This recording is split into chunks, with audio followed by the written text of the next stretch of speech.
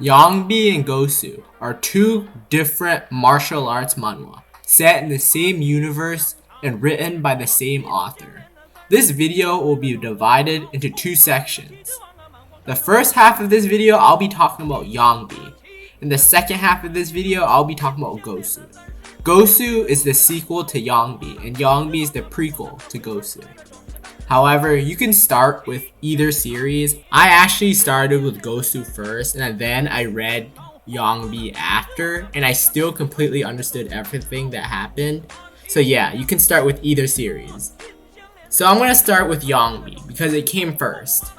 YONGI has around 150 chapters, and the art is a little rough compared to GOSU's art because YONGI came first and it's black and white. But the art is still amazing nonetheless. I'll show a panel of the YONGI art on screen right now. Just look at it. It's amazing. As I was reading through YONGI, I was kind of reminded of Berserk's art. How they have both dark and like gruesome-ish art. Of course, I don't think YONGI is as gruesome as Berserk is, but there's a similarity between the two. During the serious fight scene, it's super hype because the art is amazing. The art really adds to the fight scenes because like the art is like so well done. The art is just really good at portraying the martial arts moves and attack fighting. It's just great. And besides the art, the story itself is great as well. The emotions and struggles the protagonist goes through. At the beginning of the story, the protagonist is very goofy and like not serious at all. He's like easygoing. But in truth, as you read on, you continue to learn about him. How he's actually hiding his emotions. He's putting on a fake face to fool the people around him when he's actually suffering on the inside. He has a tragic, sad, and painful backstory, like most other protagonists. He has killed many people, and he regrets it in a way, and it torments him. He struggles. He suffers from his past. He has regrets and he griefs. And you can see his emotions, and you sort of feel some of his emotions as you read on. Here's a quote from the story that gave me fucking chills. "You fought to prove that you're human. We fought to become humans." This moment gave me chills.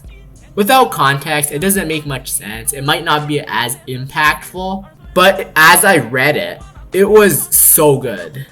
And so far, I've talked about the serious and hype moments, all the dark stuff. But for a majority of the beginning of the series, it's mostly a comedy story. The comedy and funny moments are gold. It is so funny. It sort of reminds me of Gintama. It has funny and comedy-like arcs, but then there are serious arcs and serious fights as well.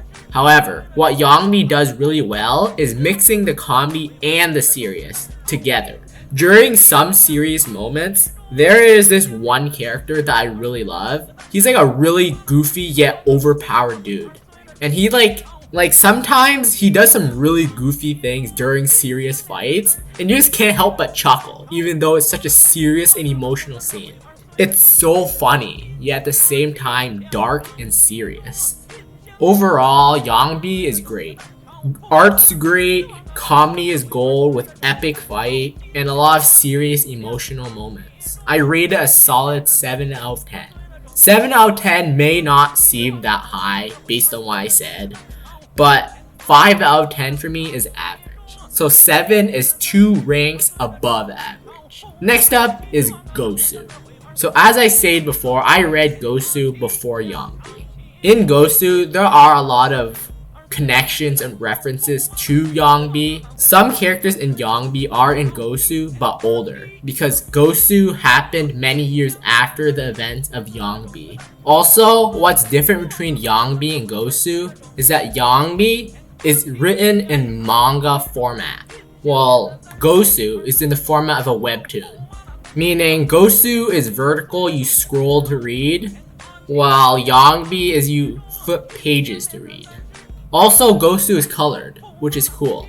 The art is very similar to YONGI, but it's colored and it looks a lot cleaner. So in my personal opinion, I think it looks a little bit better because it has colors. Because I'm a colorful dude. I like colors, okay? Don't judge.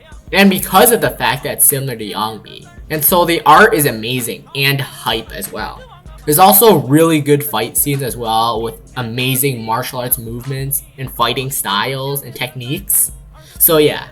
Also, the protagonist of GOSU prefers not to kill. He can, but he prefers not to.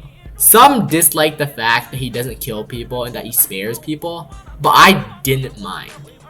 The protagonist of GOSU is overpowered, but you'll slowly learn of his backstory and past near the end of the story. The basic plot of GOSU was that GOSU's master was an overpowered guy in the martial arts world who was betrayed by his own comrades. The master survived and he ran away, but he was nearly dead. He was weakened. There was no way he could get his strength back. So he raised a child. He raised and trained that child into a warrior. So then that kid can grow up and get revenge on those who betrayed him. That person that he raised is the protagonist of GOSU. Also, I say the protagonist of GOSU a lot. I actually don't know his name. I completely forgot it. The only reason why I knew YONGI's name was because the title of the actual story was YONGI. I am really bad with remembering names, okay? Don't blame me. I'm just gonna say the protagonist of GOSU. Just please forgive me, alright? I'm not good at remembering names. Okay, and so after that, the protagonist grows up and he is overpowered now because his master trained him. And after his master died, he set out to look and get revenge on the people who betrayed his master. However, he finds out that the people who killed his master, they all died. Personally, in my opinion, the backstory isn't as good as the backstory of YONGI, but it's still pretty good, and it's still like, he suffers a lot as well. And the beginning of the story is very slow going. There's a lot of funny comedy and lighthearted moments, similar to YONGI, and it slowly gets serious towards the end of the story. However, unlike YONGI, I don't think the comedy and serious moments mix as well. The serious moments and the comedy moments are separated and they don't really mix, unlike YONGI, which there are funny moments in the serious moments.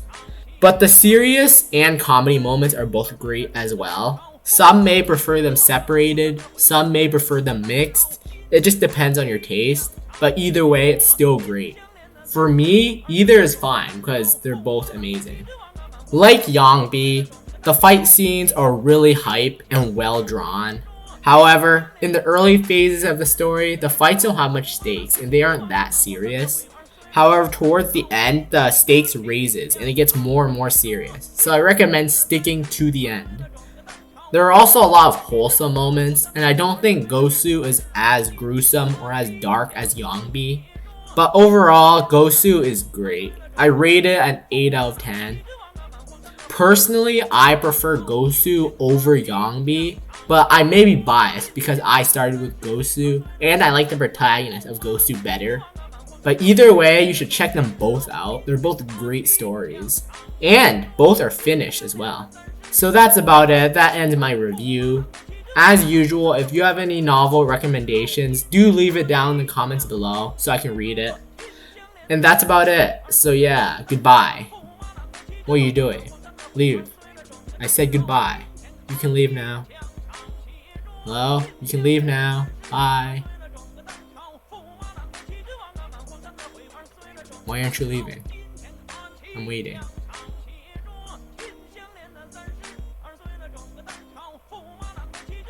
Are you still there?